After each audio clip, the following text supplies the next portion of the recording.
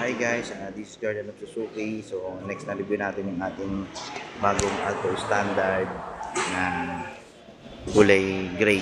Okay, so compared dun sa dating Alto Standard, ito naka-power steering na siya, unlike yung isa.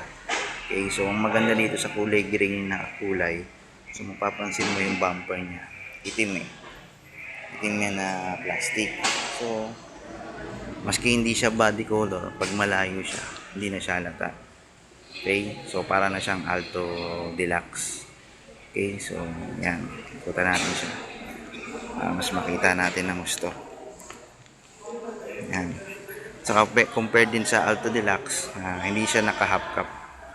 Okay, so pero mas mura naman to. Okay, pasok tayo sa loob.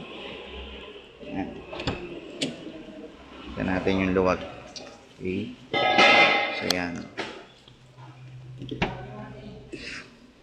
So ito, yan.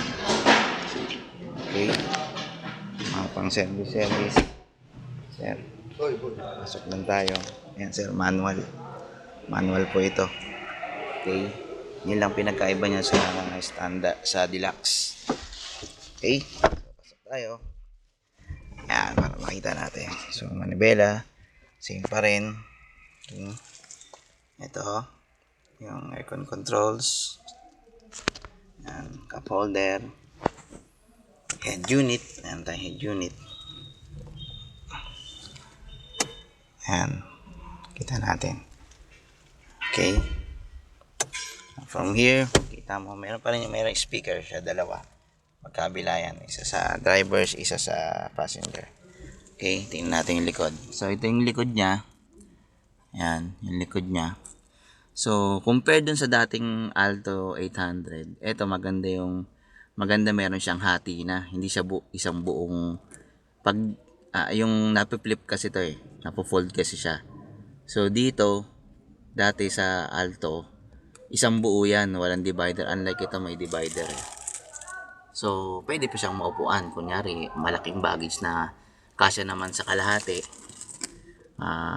pwede mo na siyang malagay, tapos makakaupo pa yung isa. Okay, so compact to. Okay, so compare din dun sa dating Alto na Deluxe. Wala siyang ano rito eh, knob, yung ganito. Yung pang-open ng likod. Okay, so disusi talaga tong likod nito. Okay. Dito sususian mo to, yung likod, para mabuksan mo. So hindi ko hawak ngayon yung susi kaya hindi natin mabubuksan. Okay, so pwede nyo naman tingnan doon sa mga other review ko ng Alto.